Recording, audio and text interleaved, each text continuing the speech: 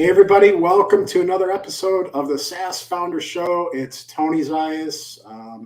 We have an exciting episode here today. I'm joined by Rose from Ellipsis Drive. She is the CEO. Ellipsis Drive is an online tool that allows any professional to activate, manage, and share spatial content via the web in under 10 minutes. And Rose, you're joining us from the Netherlands.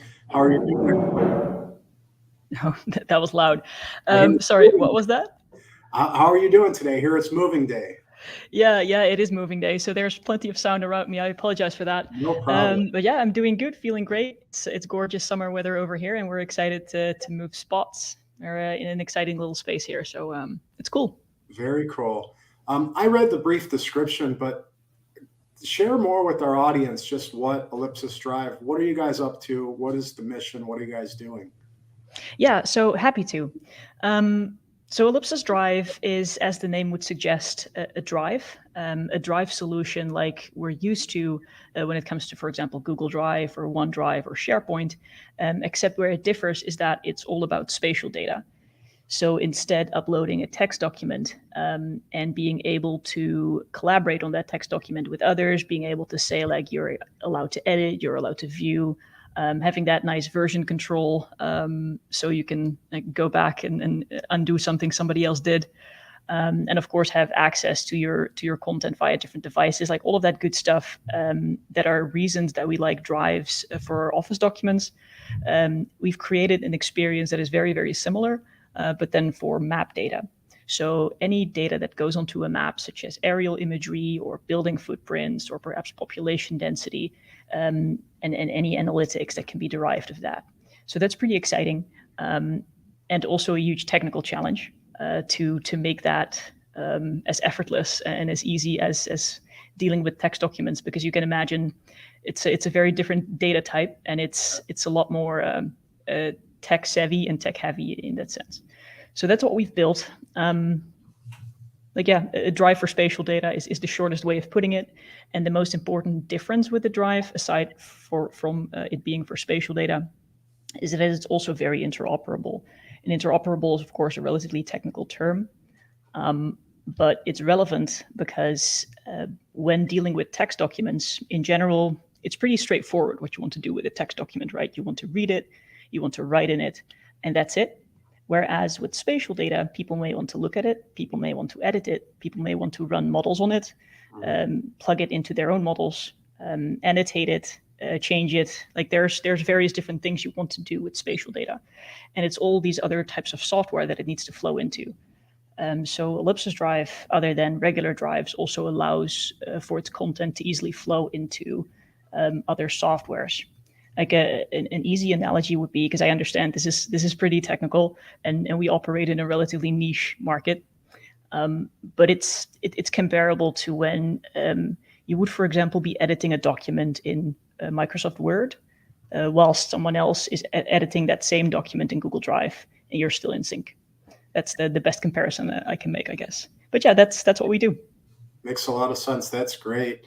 I would love to hear the origin story. So where did the concept come from? Was there a pain that you were aware of, a need and you thought, let's solve this? Where did that come from? Yeah, so it definitely took a little while to realize what the actual problem was that we were solving. We started the company, and I'm specifically saying the company in Ellipsis Drive, about 4 years almost, and we started out with a different concept, really. Initially, what we wanted to do is, again, like cutting some corners here, just take satellite data, run models on that satellite data, and create information like that. And that worked. We made money off of that, and we could sort of survive. But it wasn't as scalable as we wanted it to be, because we found that every context, every question needed a very specific analysis that wasn't very scalable. What we also realized is how the actual market works, because we were all, my co-founders and I, like pretty junior when we started the company. So we didn't know too much about the market yet. And we noticed that we needed that 1.5 journey, give or take, to really understand it and to also understand what was missing.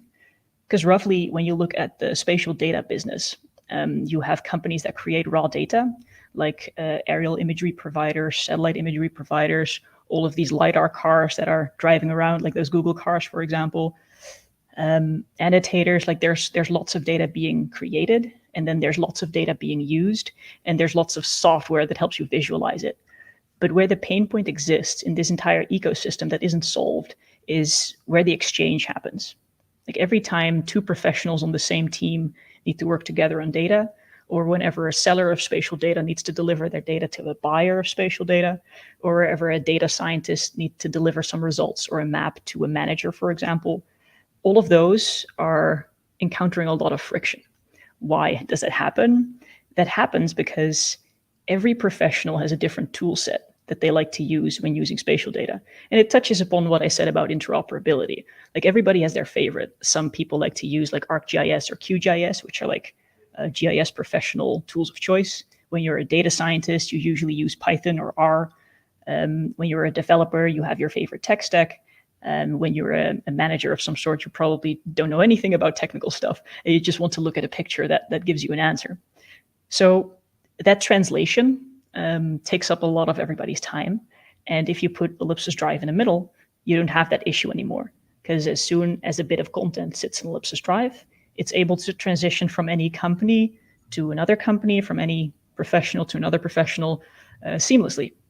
So that's how we sort of made that transition. And it's been, it took 1.5 years, perhaps even two, to really polish that into something that we're happy with. And currently we're very much focusing on a niche beachhead because really the geospatial market is very large. You may not say so, or it may not feel that way, but really out of all the data that's being produced, some 70% of it has a spatial component that's relevant. Wow. But we can't really mine that. Like for example, if you send a tweet, it's still spatial data because it comes from a certain location and oftentimes that's relevant. So there's more spatial about our data than you first may feel. So the market is huge, but we chose to focus on a beachhead, which is a new space. So that's basically space companies that are new, hence the name. But that's sort of our beachhead focus, and we really like it because there the problem is even bigger. As you can imagine, data from space is rather complex. It's not easy to consume. It's not easy to ingest. So we make that easier, and because it's such a niche challenge there, we can be the biggest very fast, and that's very beneficial to us. Wow. But yeah, that's sort of how we've pivoted to the idea, and it definitely took a while. So that whole piece on the interoperability, is that something that was that early on that you discovered that would be an important piece of the software? The first thing we noticed, like we're obviously operating in the geospatial industry, but none of our co-founders, including myself, are actually from that space. We had a stronger IT and like computer sciences background. So the first thing we noticed when dealing with spatial data, more from a data scientist perspective, is like, geez, these guys are really in a silo of their own. This is really hard to deal with for a regular developer or for a regular data scientist. So we definitely noticed that it was very inward facing and that it was hurting the industry because it takes a degree to properly work with spatial data, and that's kind of stupid. So we noticed that very early on, and then later on, sort of leaning into that frustration almost, we definitely noticed that we weren't the only ones, and that even within the spatial data silo, you had even more little silos of spatial data scientists, geospatial information system experts, developers that are very much accustomed to dealing with spatial data that still couldn't talk to each other. So as developers ourselves, we definitely noticed that there was a problem with the industry, and then sort of digging deeper, we found out it was even larger than we thought. And then we figured let's solve this.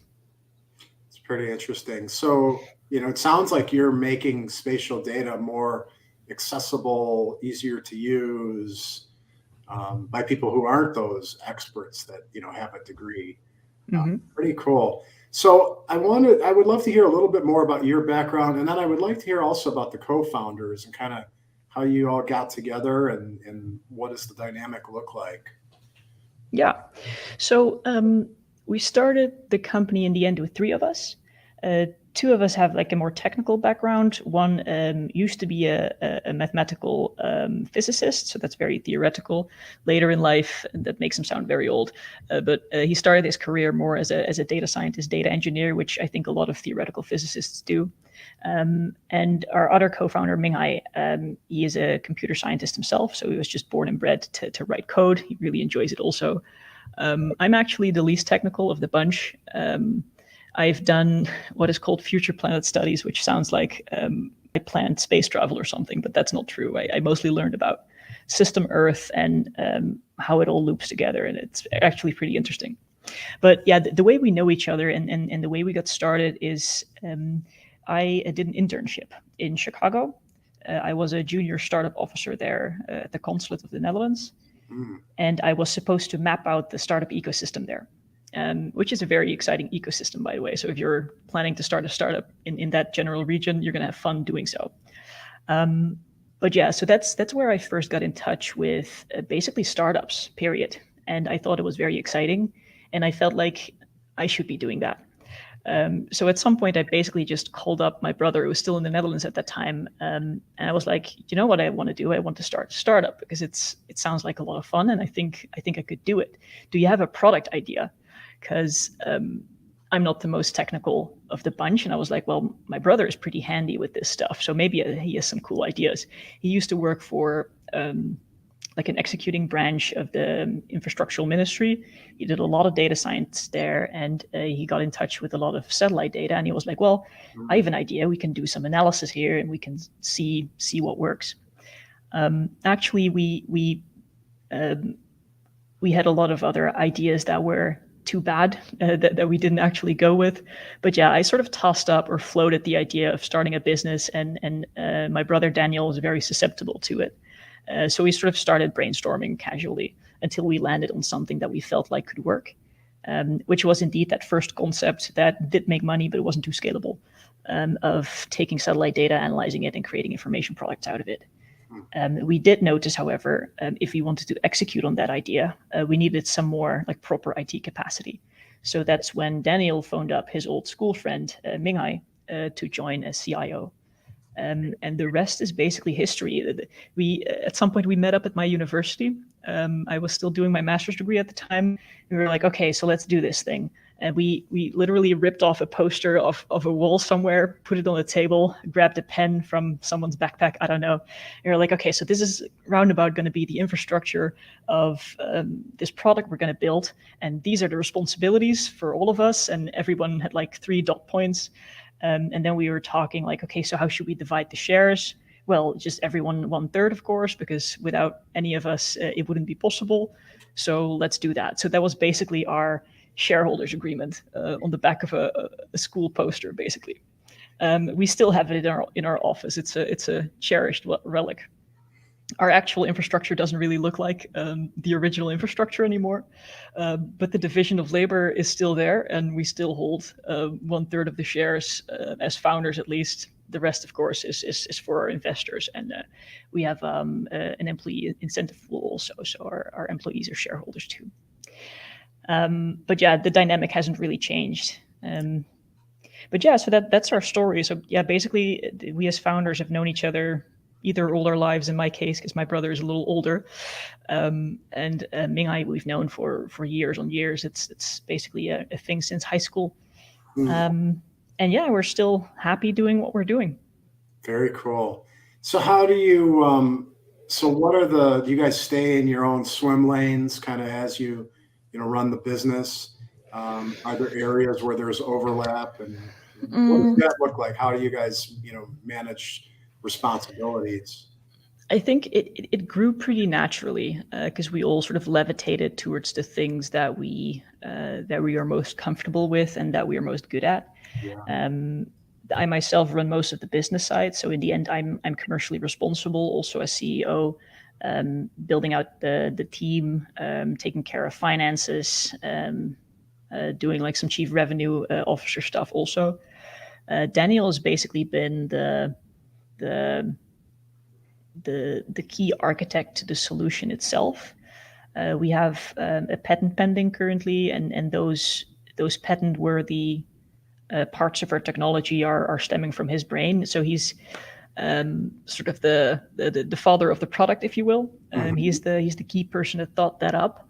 And then Mingai really is the backbone of the cloud infrastructure that we're obviously erected in. Like if you start a SaaS business, you have to be in the cloud. Otherwise, you're just messing about for a bit, which is fine. But in the end, it's going to have to be a scalable cloud solution. So yeah, that was sort of the division of labor, and it's still that way. I do see that myself and my brother are sparring a lot, but because we don't actually have a product manager on the team yet. We're with 20 faces currently, good for about 17 full-time efforts, and we don't have a product manager. And we've sort of noticed that we don't really need one that much because my brother and I are sort of, yeah, we're very easy and communicative around business needs and what is reasonable in the scope of the product. So that's sort of an ongoing conversation that just happens casually on a daily basis almost. So we're kind of good at keeping each other facing the right direction. So yeah, when I think within startups, it's very easy to, as someone who leads the business side of things, to sometimes overstep on what's technically feasible or what's within scope. Like it's easy to ask something from someone, and if they only say yes, ma'am, then that's not very useful. Like you need some pushback sometimes. You need some vision of what's feasible, what's possible, what's desirable from a technical point of view. And at the same time, you also need to have a listening ear there that doesn't always say no or no, that's a lot of work. And I think the combination that my brother and I have as CEO and CTO is a good one. So yeah, I'm actually very happy with the way that works. And Mingai is a fantastic third co-founder because he just delivers. Like whatever comes his way, he delivers. He's like the calm presence that also just makes it happen. So I feel like it's a wonderful mix of people. And yeah, I'm really proud to have started this whole thing with them. That's cool. Any challenges with, being a co-founder with your brother, with family? Yeah, it's funny. When we just started, I know most people were like, well, that's never going to work out. But now it's been so many years that people are like, oh, well, if it works out, it's apparently a strength. And no, I actually never had problems with it. My brother and I were very close since we were super young, always doing projects together. And sometimes I can just stick him behind a wall and probably vice versa. But like, the love is obviously always there. So it's very comforting, and it's very comfortable also to run a business together because, the trust is there. And in the end, it is all about trust. So that's, yeah, I wouldn't give that up for the world. But it's funny, like I know that question came up a lot when we were like, yeah, we just started a business a couple months or a year ago. And I was like, oh, this is going to be a mess doing this with family. And by now it's like, no, this is actually great. And people sort of assume it is at this point. So yeah, that's funny. So you mentioned the team a little bit. You said about a team of 20. What is the makeup? What's the composition? What type of roles are those right now? And how quickly did you build and scale that up? What did you guys start with, and how did that progress? So that's a good question. So right now the balance is basically like this. So there's about 20 people, the people who are focused on product and the people who are focused on the commercial side of things are pretty much 50-50. So 10 on 10, and also an FTE. So that would make 7.5, no, 8.5, yeah, give or take. And then when you look at the product side, we again have a pretty much a 50-50 division between front end and back end, and one person focusing on API, which basically sits in the middle. That's very nicely balanced, I feel. It works well. We see that there are a few people who just can't be missed. And also some places where you can build out, speed up, slow down as you feel necessary. But yeah, that's a rather balanced bunch, and it's similar to the commercial side of things, where it basically falls apart in sales and marketing, which of course also overlaps. And then we have a designer that started out as a designer for purely marketing and sales purposes, but is slowly moving towards more UX UI because we've noticed that we need some more capacity there. But yeah, in building out the team, we mostly looked for like a fit in terms of interest and a fit in terms of team and a willingness to jump in wherever necessary. Like it's super important in a startup that nobody shies away from putting in the elbow grease or jumping into a role that you need to be. Like myself as CEO, I just notice I jump in anywhere where I feel we're weak. So I've had so many jobs by just being the same person over the past years, and that makes it feel good. Like I think it also relates to trust again. Like if you can trust if the other person will step up when needed and step aside into some other field that then needs attention and would be happy to do so. So yeah, that's basically how the organization breaks down. And if I sort of look back in terms of how we've built that, we obviously started with the three of us, and that's actually a team in and of itself. So I honestly feel privileged that I got to start this company with already a team that basically had everything that was needed for like an MVP type situation. So we didn't need to go out and hire a person. We all were already there. So we hired our first employees who are old school friends of mine. They're still with us, and no regrets there. They're great. We hired them about a year in when we raised our first pre-seed round, because we didn't care so much about paying ourselves. Well, we cared a little bit about that, of course, like the lights need to stay on. But when taking on the responsibility of making sure someone else's salary is paid every month, we only wanted to do that when we actually had solid cash in the bank. So by the time we raised our first funding round, which was really more related to that first proposition that I mentioned that wasn't quite scalable and that we've pivoted away from a bit or a lot, that was on that proposition. And then we hired Florian, who is our UX director, as a front-end developer, and Renz, who is our operations director on the sales side of things. Then we hired Nathan, who is focusing on our API, because back-end, front-end API. So that was the first other hire that we got on board, and then we raised our seed round. We raised our seed round on the true Ellipsis Drive proposition, and that was like decently sized. So we've grown at that point in time our marketing team significantly. We hired a marketing director, Taskin, who is home based in Australia but makes the trip here. And we've built out that team because before we only had sales, so that was not a very scalable process. But we needed to focus on sales because, we didn't understand our market well enough yet. So you can't really have an effective campaign going if you don't really understand your product market fit. But that was the point in time where we were like, okay, now we need to invest in marketing. We need to invest in our brand, in telling our story, really, being out there. So that's what we did in that sort of half year. That was about a year ago that happened a little more.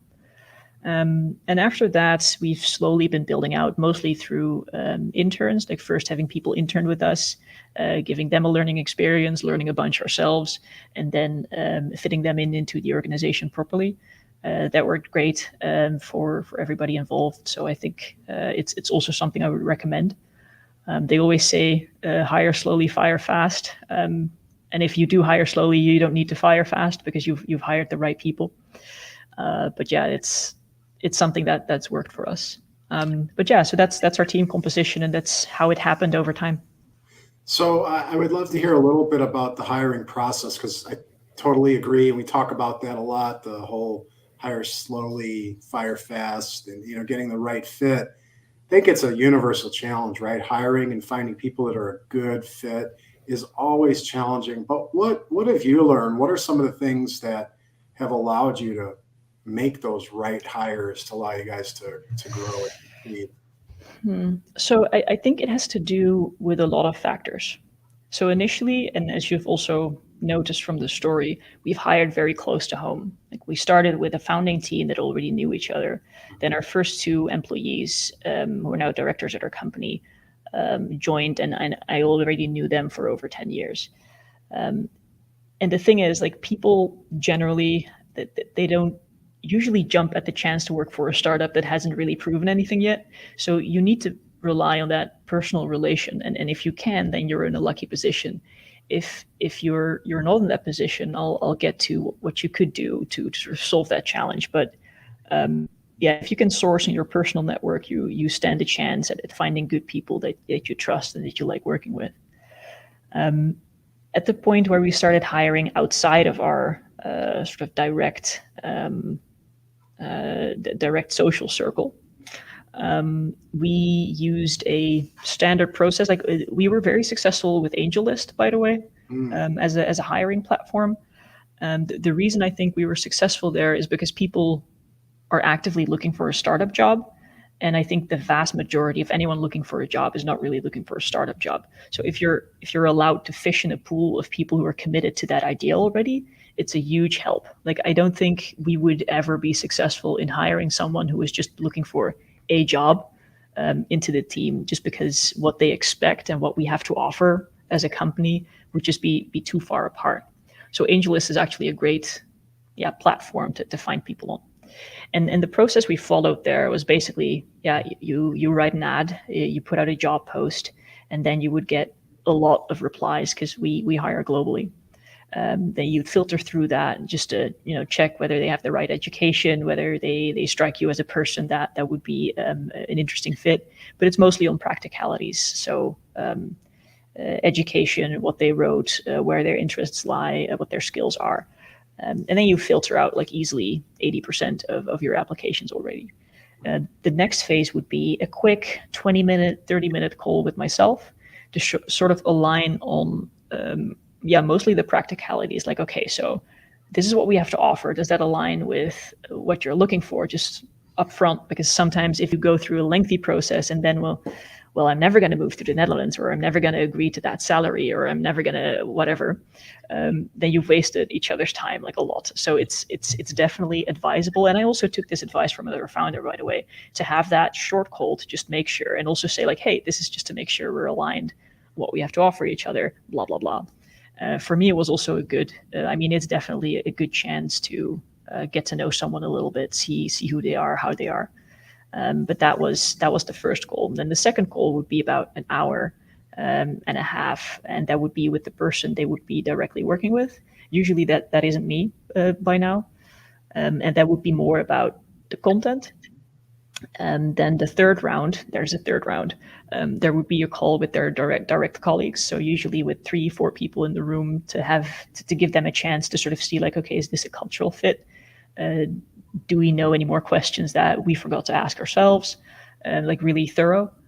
And then if it would be, if they would be a good fit, and we would be excited to work with them, but they don't have too much experience yet, we sometimes would give them an assignment, a development assignment, or like a market exploration assignment to sort of test their skill and their commitment. And that would be the process. So put out an ad, filter a lot, have that first conversation to align on practicalities, have that in-depth conversation, have a team conversation, and then maybe give someone an assignment. So that was our process. And I also know that we've hired mostly young blood. And the good thing is that, we are revenue, or we are venture backed, and we also have revenue, but we're venture backed, and we were working through an intern funnel a lot. And with that, you also notice that you get to teach people a lot of things that they'll need to know to work for you. But whether you hire someone who just got out of college, or hire someone who had 2 years of work experience, maybe 3, versus someone who is much older, like it doesn't always matter that much if you give people the room to learn and the room to develop in the direction that they wanted to develop in. So I think that's actually been a good experience. And then lastly, I think it's also important that we were never looking for a magical being that wasn't out there. And by that, I mean, we've built an organization that doesn't require things that you really can't expect to find. Like, of course, there are very interesting people out there, but you shouldn't assume that they're going to work for you. Like, in the end, you need to build an organization and a product that can be supported and that can go to market with people who care, who are excited about what we do, but don't have like magical abilities. And that helps a lot. Like that just means that you can put people to work and they do well and they learn fast. But you weren't looking for for a unicorn to come work for you. I think that's a brilliant approach. So how do you reverse engineer it so that you're operating a business that can be run by dedicated, hardworking people, but not necessarily the unicorns? Mm-hmm.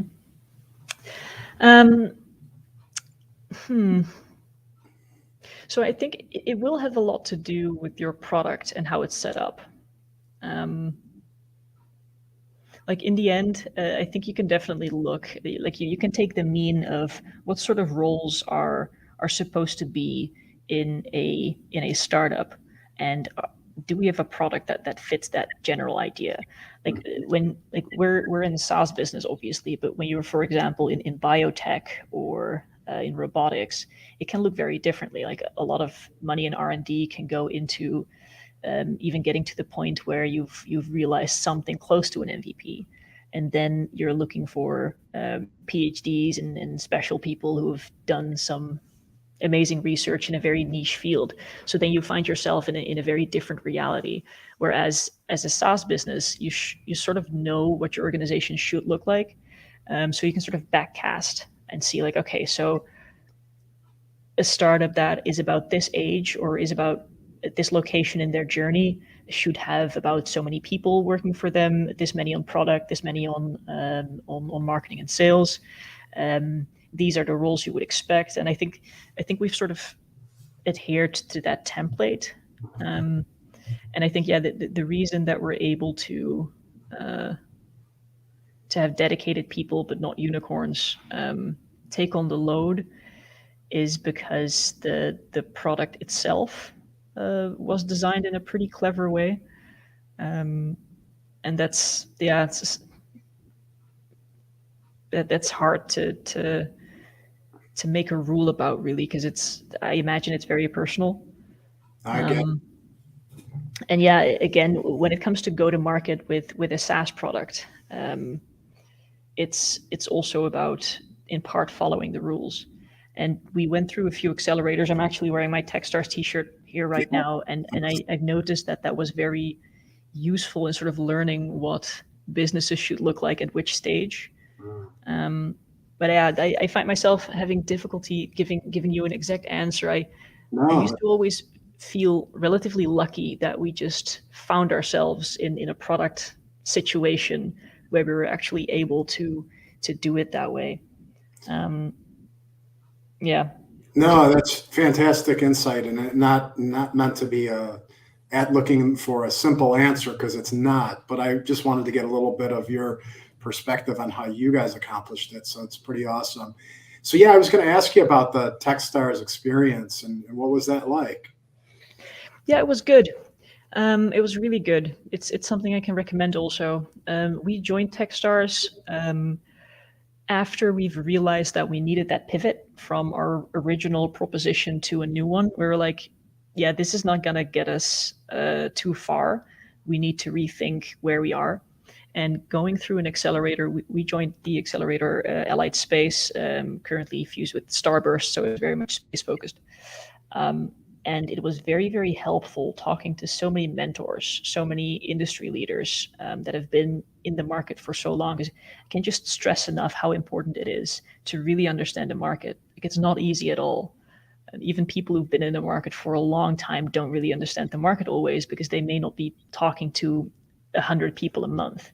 Whilst when you're in Techstars, they force you to talk to, I think I easily talked to 350 people in the span of 3 months or something. So that's a lot of people that know their shit. So if you talk to them and you keep pitching them and you keep explaining what you do and which problems you solve, and they keep giving you feedback, like unsalted opinions, then that really helps you find that little spot that you fit in, because it's just so many thoughts thrown at you, and some of those thoughts are not important, or you should choose to filter. But in the end, like the knowledge of that mass of people combined with a smart filter of your own is super, super helpful. So it was a sweet spot for us because we knew we needed to pivot, and it was the perfect sort of soundboard to come up with good ideas with. And it has an awesome network also. So as you have these better ideas and you start to polish and sharpen, then you can go to someone who will know something more about where you just ended up. So it's definitely like the term accelerator is fair. Like it accelerates. Like you could have done it yourself, but it would have taken significantly longer. Yeah. So do you maintain any of those relationships to today? Yeah. So a lot actually. Some of the people I got to know are now our partners and clients. For example, some of the folks in our cohort, the mentors we spoke to, sometimes still mentor, sometimes they have become our client also. Techstars has also invested in Ellipsis Drive in our seed round. And our managing director at the time from Techstars is currently on our board. He's not with Techstars anymore, but he was our MD and he's a board member of ours. So yeah, pretty close relations, I'd say. That's great. You mentioned, that you guys have raised funds. I would love to just hear a bit about your experience with that. How involved were you personally in that process? How much of your time did that take up? And what did you learn? What are some things that you can share with our audience? Yeah, so we've done 2 funding rounds, and that's also all the funding experience I have. I know some people have done this 10 times, 20 times easily. So take it with your grain of salt, N is 2. But for me, the experience was actually relatively easy. And that's dangerous to say, but we raised our rounds coming out of an accelerator, both the first time as well as the second time. The first time we joined a much smaller program in Wageningen, which is close by our office. But that was, even though it was less impactful as Techstars, I would say, I would never ever disregard like the smaller accelerators that sort of work you into shape of what it means to be a startup entrepreneur. Like sometimes they say like things that you already knew, but like don't ever overestimate yourself in the structure it also brings you and the support you get from a little network like that. Anyway, so first we went through that, and then off the back of that accelerator program, we got in touch with a bunch of seed investors and pre-seed investors, and we were asked to pitch to our first investor, and that came through. And that was an angel investor type of investor, so it was about 300,000 euros, I believe, at the time. So it's a good amount to get you started properly. And it was a pretty lightweight process with them because they were interested pretty obviously, along with some others, but those were a better fit for a later stage. So the pre-selection of the investor that was interested was very easy, and the work was very much done for us almost, because we came out of that accelerator program, and investors know that at some point, a cohort graduates, and that's where you need to be for the fresh investment opportunities. So yeah, that came through, and I feel the person that chose to invest, his name is Peter Schepers, who is the CEO of Itility. It's a nice IT consultancy company in the Netherlands and also in Silicon Valley. He made the call. Obviously, they did their due diligence, but I feel like in the end, he invested just in people. Like, did he have faith in me as a CEO, in my co-founders as my co-founders? And that was mostly his argument, I think. Like, the rest wasn't unimportant, but I feel that was very much just a personal faith in, like, yeah, like these guys are very early stage, but they look like they're going to make something of themselves. That's what I feel like, at least. I can't look inside of his head, but that's the feeling I got. And in terms of how much time that took up, well, not that much, because there was so much pre-selection already done. That it was pretty lightweight, but it was the very first time for me to even look at a financial transaction like that, work through a lot of legal documents that I hadn't had much experience with. But then again, like having an accelerator network to lean on and to ask advice from is very helpful, because if you're doing this all by yourself all the time, you're just going to miss out on like simple knowledge that I now take for granted, but that at that point in time, yeah, really needed. And anyway, the second time around, we came out of Techstars very much being prepped for a next funding round. that time, it took more time because there were more investors available, more investors that needed to become interested, and in the end also were interested.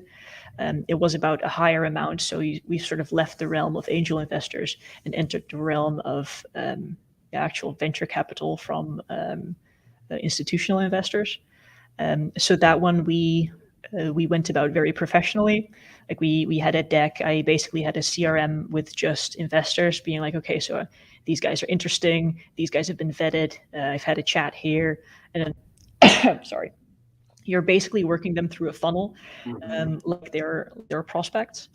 And you should also look at it that way, because you need to warm them up. You need to have that conversation, another conversation. That you need to be talking to a partner instead of an associate. So yeah, there's clear stages there that you'll notice exist, and you need to keep track on where you are with each of them to get a feel for progress. So that's what we did. So I talked to a lot of people, but again, not that much. I know founders who've talked to 100, 200 investors. Usually those are founders that are also getting angels on board. And if you're doing an angel round with your seed or with your Series A, maybe even, you're always going to have a lot of investors, because their ticket sizes usually aren't that big. So one of my cohort members, I think she raised a round with perhaps 15 investors as her seed. It was a pretty large round, and they did that very fast. So that was good. But she had a lot of investors to also deal with. But anyway, we spoke to about 50. And we spoke to about 50 because, again, we had an accelerator and an accelerator network that did a lot of pre-selection for us. So that really helps a lot. So we had about 50 investors that could be a potential fit. I had 50 conversations with them, and then they started trickling through the funnel. And after a while, you're basically going through a loop. And I think this is what I'd like to spend some time on, because it's a great way to structure your funnel of investors and how you can get them moving to the next stage. You talk to them, and they'll be interested. Like, investors are usually always excited and interested in what you do because you're giving them a lot of information about yourself and about the market. So getting to talk to an investor is always relatively easy because you're actually creating value for them right off the bat. So it's important that they leave you with some sort of commitment, because otherwise they just have a free option. So they need to leave you with some commitment. And you do that by asking, like, okay, so are you ready to commit? What are you willing to put in here? And then they're like, well, no, this and that. And then you make sure that they make that concrete. So it's like, okay, so it's a no, but I have this list. And it's also important to actually very clearly repeat that back to them, and also put it in email, being like, hey, we had a great conversation. You're not quite ready to commit yet, but you will commit if these and these and these things are taken care of. Like, we need a lead first, or you need to have more paying customers, blah, blah, blah. So you basically have yourself a to-do list for that particular investor. And then you go to the next one, and then you do exactly the same. Repeat, rinse, repeat, rinse, repeat. But that makes it very structured, because if you've managed to check some of these boxes, you can go back and say, like, hey, so now we've checked these boxes. Where do you stand? Are you ready to commit now? And then you'll get a different answer. But you'll slowly working these investors to a positive endpoint. They'll recognize you're very structured that way. They'll talk to each other, because of course they do. And that will, sort of shake them through the funnel, sometimes fast, sometimes slowly. And they give you great feedback. Like, all of that stuff they say is actionable. Then after a while, you need to get yourself preferably like 3 term sheets, because then you have some negotiation power. If you just have one, then you can always you can find yourself in a reasonable deal, but it's more difficult. Like, you need to create some scarcity. So after you have that first term sheets, others will follow. Don't feel too rushed, because getting that first one is hard. It takes a lot of work.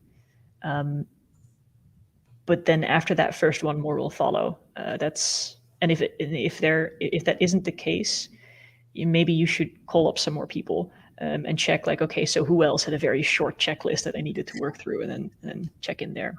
But that's really a wonderful way to structure your effort and to keep track of your open ends. So that's something I would really, really recommend to sort of take to heart when you go out fundraising. Super valuable. Thank you for sharing that. I really like that structure, the ask for the commitment and then essentially repeat the commitment or the contingency, right? And then follow up via email.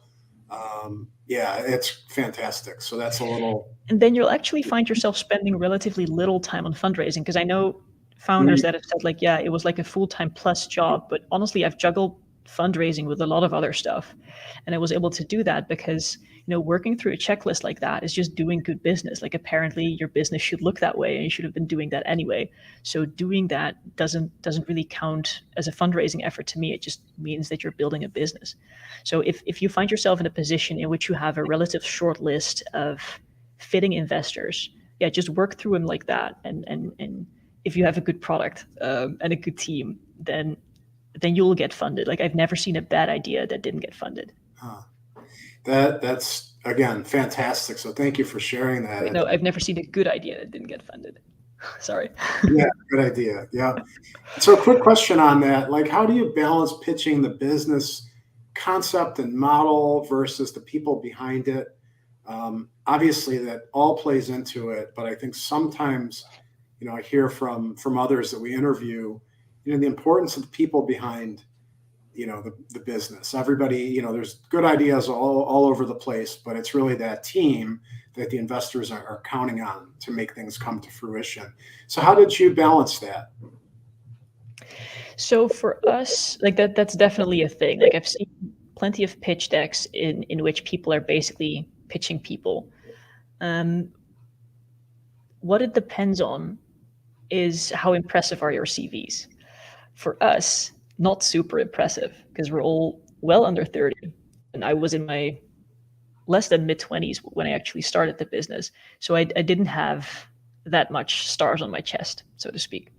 So we definitely have had some things to boast. So the way we went about our founder sheet in the deck was, there were our pictures, our names, our titles, our education, like our masters of, PhD of, blah, blah, blah. None of us are PhDs, but maybe some of the watchers are. Then we had one sentence that was somewhat inspirational, like something that we cared about, and that was obviously curated to sort of fit nicely together. Like, just have one overview in which you're like, oh, this looks like a founding team. And then lastly, we put in all the logos of the schools we went to, the jobs we had, the small businesses that we started before, to sort of beef it out and flesh it up. And then if you looked at that slide, it wasn't like, yeah, well, we've started 3 businesses before, and I'm a PhD in this and that, and I've been in this industry for 20 years, which some people can boast about because it's true. And that wasn't the case for us. So we made sure to have a clean slide with 3 people that were obviously committed and fit well together, and that had an impressive CV for their age. That's what we did. But if you have something to boast about, I definitely do. Yeah, that's great. So what does the next 1 to 3 years look like for you guys? What's in the plans? What are you guys hoping to accomplish? So in the next year, we just have growing to do, so we can raise a good Series A, which should happen in the second half of next year. That's when we feel we're ready for it, if we're indeed able to hit our milestones.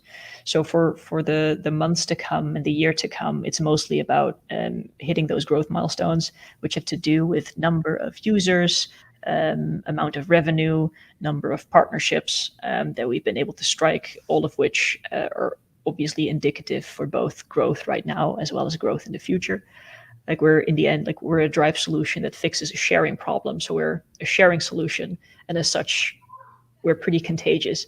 As in, there's a network effect to build off on. So we have some nice assumptions and models in place which underpin our potential for exponential growth, and it's these proof points that we need to show. This is actually something else that any SaaS founder should think about good and hard, and that is, what sort of dynamic is underpinning my growth? Like, it's very easy to build a financial model that will say, and then we'll be very rich. But the question, of course, is like, what assumptions is that built on, and is that likely? That's what an investor will also ask about. So anytime as a startup, you need to know at some point you're likely dependent on venture capital, and that venture capital is looking for these elements in your business that they recognize in unicorns, that they recognize in businesses that do really well, and that is what underpins your story. It's super important that you envision the story you want to be telling a year from now, and that you know which proof points you need to have to make that believable, likely, and just work your ass off to make those milestones, to make those proof points fact. So that's what the next year will be about, and then we'll raise our A round, and then after that we'll probably build out go-to-market teams in different locations on Earth, and we're likely to really spread the oil stain, to put it in a bad way, from our beachhead to more markets. Because right now we care a lot about being the biggest fish in our beachhead. Make sure that we're the go-to solution to have a stable basis, and then go from there. Because as I mentioned before, our beachhead is very niche and relatively small, but the total market that's available out there is large. So we just need to grab that bit by bit. And that's what we'll be doing when we raise our Series A. Just have a clear strategy on, okay, then we're going to grab this bit of market, then we're going to grab this bit of market, and never think that we can do the whole thing at once, because then you don't understand the market well enough, and then you're going to bite the dust. I love your thoughtful and intentional approach to growth and moving the business forward. I'm curious to hear, how do you and your co-founders articulate your vision and where you want the business to go to your entire team, so everyone can have that unified, vision and marching orders? How do you guys do that? Well, our mission as a company is pretty straightforward. Like if you read the first sentence on our website, for example, there you have it. Like we're about making spatial data consumable. And on our about page, it'll be 4 points as to how we're going to do that. And interoperability is a big point there. The fact that we don't do seed licensing is a big point there. So in making sure that we're all facing in the same direction, it's basically a matter of having a relatively simple goal underpinned by relatively simple and few rules, and anything that fits that framework goes. And the entire team is aware of the milestones that we need to hit and the targets that we need to hit. So everybody knows what the mission of the company is. Everybody knows what our short-term goals are in order to hit our milestones that will lead to a successful Series A. And we have very regular just team check-ins, see how everything's going. Is it going according to plan? Sometimes yes, more likely no. How are we going to fix it? So yeah, we check in pretty often, but in the end, our mission is pretty obvious. And the way to get there is, it's pretty clear. We just make sure that everybody really internalizes that in one-on-ones and as a team. It's great. I love it. Before I ask my final question to kind of wrap us up here as we come towards the end of the hour, where can people find out more about Ellipsis Drive, maybe even you, to follow the journey, learn more about the business? Well, you can definitely follow us on socials. We post regularly, all industry related, sometimes a fun personal story, use cases. So that's definitely possible. We also have a good blog page that includes use cases, informative articles, but also articles about our journey as founders, as other team members. So that's, like, if you're interested to learn more about the team and the business behind the business, if you will. We have some good blogs, but socials are always a good way to reach out also. Like if anyone wants to have a quick chat, then I'm happy and available to talk. Fantastic. Thank you for offering that. So the last question that we like to wrap up these interviews with is, if you were able to go back in time before you started the business, sit down, have a cup of coffee with your former self, what's the one piece of advice that you'd give?